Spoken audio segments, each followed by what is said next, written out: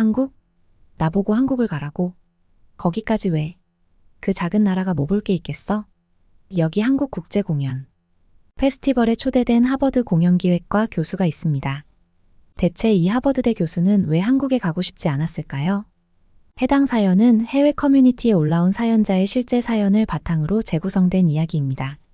황금튜브 오늘의 사연 시작하겠습니다. 그 전에 잠깐 구독, 좋아요, 알림 설정 부탁드립니다. 안녕하세요. 저는 하버드 대학교 예술학부에서 공연기획을 가르치고 있는 제노비아 윈슬로예요.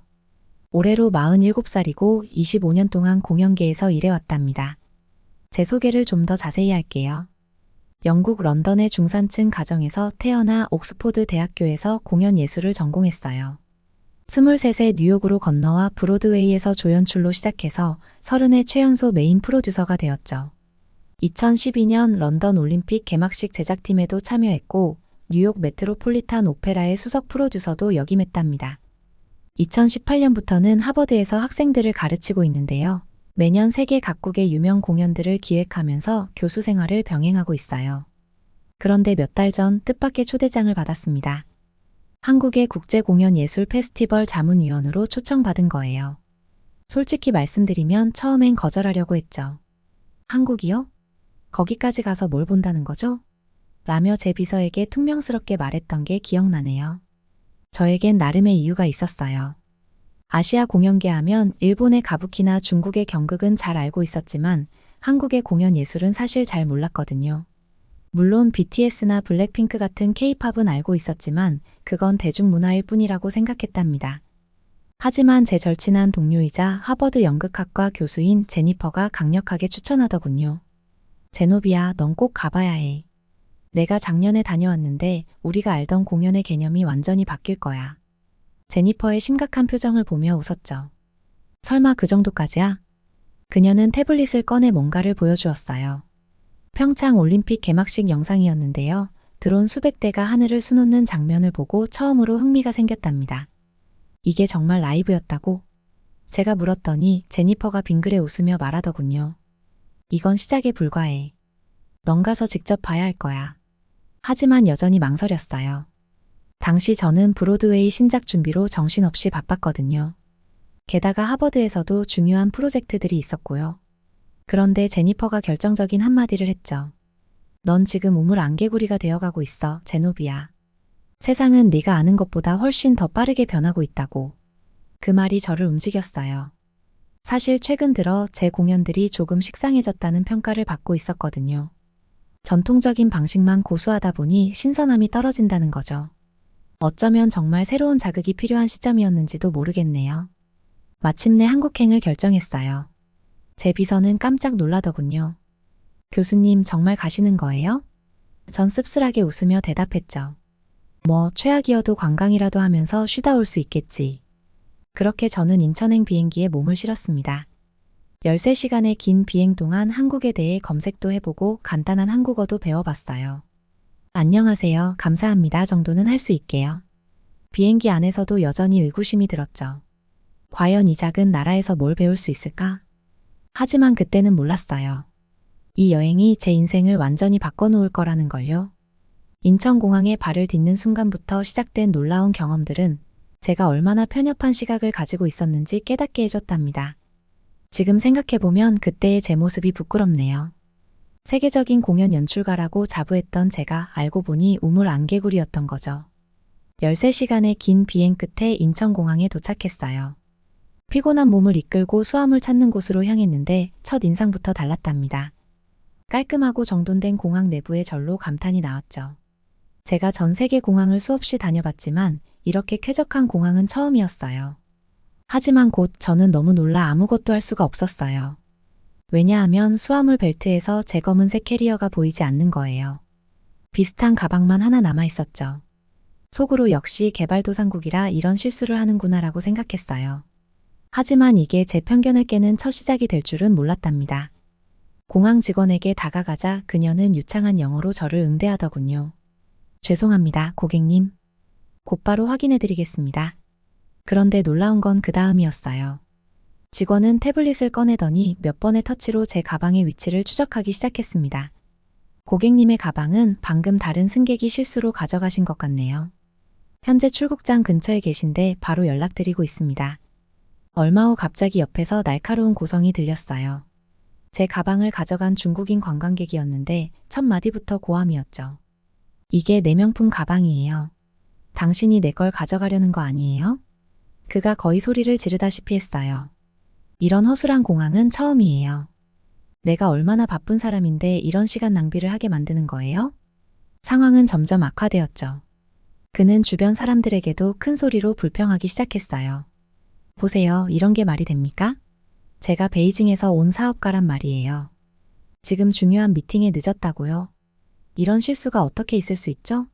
당장 공항 책임자를 불러오세요. 심지어 그는 제 가방을 발로 차려고까지 했어요. 이런 싸구려 가방하고 제 명품 가방이 바뀌었다고요? 말도 안 돼요. 당장 변상하세요. 내 시간이 얼마나 소중한데. 당신들이 제 손해를 어떻게 책임질 건가요? 다른 승객들도 모여들기 시작했고 상황이 일촉즉발의 위기로 치닫는 것 같았죠. 그는 계속해서 소리를 지르며 공항 직원들을 몰아세웠어요. 이게 무슨 국제공항이라고. 중국 시골 공항보다도 못하네요. 당장 책임자 불러오라고요. 내가 얼마나 중요한 사람인 줄 알아요? 이쯤 되니 저도 속이 부글부글 끓더군요. 뉴욕이었다면 아마 저도 참지 못하고 맞받아쳤을 거예요. 하지만 그때 정말 놀라운 일이 벌어졌답니다. 순식간에 중국어가 가능한 직원이 나타났고 동시에 다른 직원은 이미 CCTV 영상을 확인하고 있었어요. 그들의 대처는 마치 오케스트라처럼 완벽한 호흡을 자랑했죠. 선생님, 먼저 심려를 끼쳐 대단히 죄송합니다. 중국어 직원이 정중하게 말했어요. 저희가 즉시 확인해드리겠습니다. 잠시만 이쪽으로 와주시겠습니까? 그리고는 태블릿으로 CCTV 영상을 보여주며 가방 태그와 바코드를 하나하나 비교하기 시작했어요. 놀랍게도 그들은 중국어로 된 상세한 안내문까지 준비해두었더군요. 선생님의 소중한 시간을 빼앗아 죄송합니다. 이 영상을 보시면 아시겠지만 실제로 선생님께서 다른 가방을 가져가신 것 같습니다. 저희가 바로 조치를 취해드리겠습니다. 그들의 침착하고 전문적인 대응에 그 중국인도 점차 진정되기 시작했어요. 결국 자신의 실수를 인정하고 사과까지 하더군요. 전체 과정이 20분도 채 걸리지 않았답니다. 뉴욕 JFK 공항에서는 비슷한 일이 있으면 최소 2시간은 걸리는데 말이에요. 아니요, 심지어 못 찾는 경우도 있고 며칠이 걸리는 일도 있을 거예요. 더구나 거기선 직원들의 불친절한 태도 때문에 승객들이 더 화를 내는 경우가 많죠. 이 일을 계기로 공항 서비스팀과 이야기를 나눌 기회가 있었는데요. 그들이 들려준 이야기가 더 놀라웠어요. 저희는 매일 아침 다양한 상황에 대한 롤플레이 교육을 한다면서 고객의 국적과 문화에 따라 맞춤형 응대 매뉴얼도 있다고 하더군요. 이런 상황은 자주 있는 일이에요. 특히 피곤한 장거리 비행 후에는 누구나 예민해질 수 있죠. 저희는 그걸 이해하고 있답니다. 서비스 매니저가 설명해 주었어요. 공항에서 나와 리무진 버스를 타러 가는 길에 화장실을 들렀는데 이것도 놀라움의 연속이었어요. 입구에 있는 전자 디스플레이가 실시간으로 청소 상태를 보여주고 각 칸의 사용 여부까지 표시해 주더군요. 심지어 온도와 습도까지 관리되고 있었답니다. 이렇게까지 할 필요가 있나? 처음엔 그렇게 생각했어요. 하지만 곧 이해하게 됐죠. 이런 섬세한 관리가 바로 세계 최고의 서비스를 만드는 비결이라는 걸요. 리무진 버스를 기다리며 공항 밖을 바라봤어요. 멀리 보이는 인천대교와 터미널의 현대적인 건물들이 한눈에 들어왔죠. 그때 문득 든 생각이 있었어요. 이 나라 뭔가 다르구나. 내가 몰랐던 게 정말 많았구나. 이제 막 한국에서의 첫 발을 뗐을 뿐인데 벌써 제 고정관념이 하나둘 깨지기 시작하더군요. 그리고 이건 시작에 불과했어요. 서울로 향하는 길에서 저를 기다리고 있는 더 큰 놀라움들은 상상도 못했으니까요. 공항에서의 놀라운 경험 후 드디어 서울에서 열린 대학 공연을 보러 가게 됐어요. 솔직히 말하면 그때까지도 약간의 편견이 있었죠. 아마 전통 공연에 현대적 요소를 약간 넣은 정도겠지? 하는 생각이었어요. 하지만 공연장에 도착하자마자 제 생각이 틀렸다는 걸 깨달았답니다. 입구부터 달랐어요. 관객들이 줄을 서서 티켓을 QR코드로 스캔하는데 그 속도가 놀라웠죠. 뉴욕의 브로드웨이였다면 같은 인원이 입장하는데 30분은 걸렸을 텐데 여기선 10분도 안 걸리더군요. 공연이 시작되자마자 제 눈은 휘둥그레졌어요. 무대 위로 수십 개의 드론이 날아오르더니 한국의 전통 탈춤 캐릭터들을 공중에 그려내기 시작했거든요. 그런데 이게 단순한 드론쇼가 아니었어요. 드론들이 만든 캐릭터가 마치 살아있는 것처럼 움직이며 관객들과 호흡하는 거예요. 그때였어요. 갑자기 모든 관객이 스마트폰을 꺼내더니 뭔가를 하기 시작하는 거예요. 저만 멍하니 앉아 있었죠. 옆자리에 우아한 중년 여성이 제게 말을 걸었어요. 그것도 유창한 영어로요. 아, 외국에서 오신 것 같네요. 이 앱을 다운받으셔야 공연에 참여하실 수 있어요. 네. 공연에 참여한다고요? 제가 어리둥절한 표정으로 되물었죠. 그녀는 자연스럽게 제 폰을 받아들더니 몇 번의 터치로 앱을 설치해 주었어요. 자, 이제 한번 화면에 그림을 그려보세요. 떨리는 손으로 화면에 간단한 나비 모양을 그렸어요. 그런데 다음 순간 정말 믿을 수 없는 일이 벌어졌답니다. 제가 그린 나비가 순식간에 드론들의 군무로 표현되는 거예요. 수십 개의 드론이 제 그림을 3D로 구현하며 무대 위를 날아다녔어요. 와, 이게 어떻게 가능한 거죠? 저도 모르게 탄성이 나왔어요. 그녀는 우아하게 미소 지으며 대답했죠. 우리나라는 빨리빨리 변하니까요. 따라가지 않으면 낙오되거든요. 그리고 이렇게 재미있는데 왜 안 배우겠어요? 그 순간 저는 깊은 충격에 빠졌어요. 제 나이 또래로 보이는 이 여성이, 아니 이 공연장의 모든 관객이 첨단 기술을 마치 숨쉬듯 자연스럽게 다루고 있었거든요. 하지만 이게 다가 아니었어요. 공연의 클라이맥스에서 모든 관객에게 특수 안경이 배포됐는데 그걸 쓰자 정말 마법 같은 일이 벌어졌답니다. 무대가 순식간에 조선시대 궁궐로 바뀌더니 우리 모두가 그 시대의 왕과 신하가 되어 함께 어울리게 된 거예요. 증강현실을 이용한 관객 참여형 공연이었죠. 특히 놀라웠던 건 관객들의 반응이었어요. 80대로 보이는 할머니부터 초등학생까지 모두가 이 첨단 기술을 자연스럽게 즐기고 있었죠. 뉴욕에서는 상상도 할 수 없는 광경이었어요. 공연이 끝나고 로비에서 우연히 연출팀을 만났는데 더 큰 충격을 받았답니다. 그들의 평균 나이가 20대 후반이었거든요. 저희가 만든 기술이에요. 전통과 현대를 접목하는 게 저희의 목표였죠. 그들이 자부심을 가지고 설명하는데 제 귀를 의심할 수밖에 없었어요. 잠깐만요. 이 모든 걸 직접 개발하셨다고요? 네, 물론이죠. 드론 제어 시스템부터 AR 구현까지 모두 저희 기술이에요. 다음 공연은 홀로그램과 뇌파 인식 기술을 접목할 예정이에요. 저는 그만 말문이 막혀버렸어요. 제가 25년간 쌓아온 공연 기획 경험이 순식간에 구시대의 유물처럼 느껴졌거든요. 지하철을 타고 숙소로 돌아가는 길 깊은 생각에 잠겼어요. 이게 바로 진정한 혁신이구나. 전통을 버리지 않으면서도 최첨단 기술로 새로운 경험을 창조해내는 것. 이들에게 배울 게 정말 많겠어. 하지만 이것도 시작에 불과했어요. 다음 날 있을 한국 공연팀과의 만남에서 저는 더 큰 충격을 받게 되거든요. 다음 날 한국의 공연 기획팀을 만나기로 했어요. 솔직히 말씀드리면 그때까지도 어제 본 공연이 특별한 케이스일 거라고 생각했죠. 아마도 서울의 최고 엘리트들이 모인 특별한 팀이겠지? 하는 생각이었어요. 약속 장소에 도착하니 평범한 사무실 건물이더군요. 역시 그렇지. 속으로 생각했어요. 그런데 문을 열자마자 제 생각은 완전히 뒤집혔답니다. 사무실 전체가 하나의 거대한 디지털 스튜디오였어요. 벽면 전체가 초대형 디스플레이였고 중앙에는 홀로그램 테이블이, 한쪽에는 3D 프린터가 여러 대 돌아가고 있었죠. 안녕하세요, 윈슬로 선생님. 저희 스튜디오에 오신 것을 환영합니다. 저를 맞이한 건 평창 올림픽 개폐막식을 연출했던 팀이었어요. 그런데 이게 웬일입니까? 그들이 갑자기 제안을 하더군요. 선생님, 저희와 함께 즉흥 공연을 만들어 보시겠어요? 순간 귀를 의심했어요. 지금요? 즉흥으로요? 네, 바로 지금이요. 어차피 공연은 살아있는 거니까요. 왜 기획만 하고 있나요? 그들의 제안은 충격적이었어요. 뉴욕에서는 한 편의 공연을 만드는데 최소 6개월이 걸리는데 이 사람들은 지금 당장 시작하자는 거였죠. 좋아요. 긴장된 목소리로 대답했어요. 어떻게 시작하면 될까요? 그런데 그 순간 정말 마법 같은 일이 벌어졌어요. 누군가가 자, 그럼 시작해볼까요? 라고 말하자마자 모든 팀원이 마치 하나의 생명체처럼 움직이기 시작했거든요.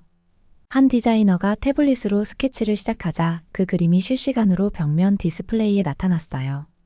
동시에 다른 팀원은 AI 프로그램으로 그 스케치를 3D 모델링으로 바꾸고 있었죠. 이렇게 하면 어떨까요? 음향 디자이너가 즉석에서 사운드를 만들어내기 시작했어요. 그러자 조명 디자이너가 바로 그에 맞춰 조명 패턴을 구현하더군요. 잠깐만요. 제가 어리둥절해서 물었어요. 이렇게 즉석에서 다 되는 거예요? 그들이 웃으며 대답했죠. 물론이죠. 저희는 원팀이니까요. 각자 따로 일하면 시간만 낭비되잖아요. 3시간이 어떻게 지나갔는지 몰라요. 그들은 마치 재즈밴드처럼 즉흥적으로 하지만 완벽한 호흡으로 움직였어요. 무대 디자인이 나오면 바로 3D 프린터로 미니어처가 제작되고 의상 스케치가 그려지면 실시간으로 AR 피팅이 진행됐죠. 특히 놀라웠던 건 그들이 실수를 두려워하지 않는다는 거였어요. 이건 좀 아닌 것 같은데요? 라는 말이 나오면 모두가 웃으며 그럼 이렇게 해볼까요? 하고 새로운 아이디어를 내놓았죠. 저희는 실패를 두려워하지 않아요. 팀장이 설명해 주었어요. 빨리 실패하고 빨리 수정하는 게 더 효율적이니까요. 완벽한 기획안을 만드느라 몇 달을 허비하는 것보다 실제로 만들어 보면서 발전시키는 게 낫잖아요. 순간 가슴이 철렁했어요. 제가 25년 동안 고수해온 방식이 완전히 틀렸다는 걸 깨달았거든요. 저는 항상 완벽한 계획을 중요시했는데 이들은 살아있는 공연을 만들고 있었던 거예요. 그런데 이렇게 하면 실수가 많이 나지 않나요? 팀장이 의미심장한 미소를 지으며 대답했어요. 선생님, 실수야말로 가장 큰 창의력의 원천 아닐까요? 저희가 평창 올림픽에서 선보인 드론쇼도 사실은 한 스태프의 실수에서 시작됐답니다. 그날 저녁 호텔로 돌아오는 길에 깊은 생각에 잠겼어요. 제가 얼마나 구시대적인 사고방식에 갇혀 있었는지, 그리고 이 젊은 한국의 크리에이터들에게서 배워야 할 게 얼마나 많은지 깨달았거든요. 하지만 이게 끝이 아니었어요. 다음 날 그들이 저를 또 다른 곳으로 초대했거든요. 그리고 거기서 제가 본 것은 제 상상을 완전히 뛰어넘는 것이었답니다. 하버드로 돌아오는 비행기 안에서 마지막 날 있었던 일을 떠올렸어요. 한국 공연팀이 저를 데려간 곳은 대학로의 작은 공연장이었죠. 선생님, 여기서 우리나라의 진짜 미래를 보여드리고 싶어요. 라고 했던 그들의 말이 아직도 귓가에 맴돌아요. 그곳에서 본 건 놀라운 광경이었어요. 20대 초반의 대학생들이 만든 공연이었는데 그들은 인공지능과 관객의 뇌파를 실시간으로 연동해 공연을 만들어내고 있었거든요. 관객이 상상하는 것이 무대에서 실시간으로 구현되는 거예요. 이게 바로 저희가 꿈꾸는 미래예요. 기술과 예술의 경계가 없는 세상이요. 그들의 열정 넘치는 설명을 들으며 저는 깊은 충격에 빠졌답니다. 보스턴에 도착하자마자 저는 곧바로 제니를 찾아갔어요. 연구실 문을 거의 박차고 들어갔죠. 제니, 당신 말이 맞았어. 한국은 정말 믿을 수 없을 만큼 놀라운 곳이야. 제니는 빙그레 웃으며 말했어요. 드디어 알게 된 거네요. 근데 뭐가 그렇게 놀라웠나요? 모든 게 달랐어. 저는 흥분된 목소리로 말을 이어갔어요. 그들의 기술력, 창의성, 팀워크. 하지만 가장 놀라웠던 건 그들의 사고방식이었어. 나이나 직급에 상관없이 모든 아이디어를 존중하고 실패를 두려워하지 않더라고. 제니의 눈이 반짝였어요. 그래서 어떻게 할 생각이에요? 우리 학과를 완전히 바꿔야 해. 제가 단호하게 말했죠. 지금 우리가 가르치는 방식은 너무 구시대적이야. 학생들에게 완벽한 계획을 강조하느라 창의성을 죽이고 있었던 거야. 그날 밤 저는 밤을 새워 새로운 커리큘럼을 만들었어요. 다음 날 아침 학과장실을 찾아갔죠. 존, 우리 학과에 혁신이 필요해요. 제가 말을 꺼냈어요. 무슨 일이죠, 제노비아? 학과장이 의아한 표정으로 물었죠. 한국에 다녀왔어요. 그들이 하고 있는 걸 봤더니 우리가 얼마나 뒤처져 있는지 깨달았어요. 우리도 변해야 해요. 그리고는 제가 본 모든 것을 설명했어요. 실시간 드론 공연, AR 기술을 활용한 관객 참여, 그리고 가장 중요한 원팀 시스템까지. 놀랍게도 학과장은 제 제안을 즉시 받아들였어요.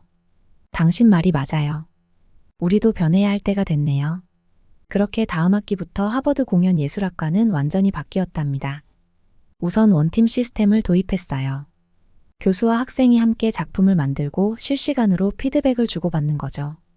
그리고 한국의 대학들과 교류 프로그램도 시작했어요. 처음에는 다들 의아해했죠. 하버드가 왜 한국에서 배우냐고요. 하지만 첫 교류 프로그램이 끝나고 돌아온 학생들의 반응은 폭발적이었어요. 교수님, 저희가 우물 안개구리였네요. 한국은 이미 미래를 살고 있어요. 6개월이 지난 지금 우리 학과는 완전히 달라졌어요. 학생들은 더 이상 교과서적인 공연만 만들지 않아요.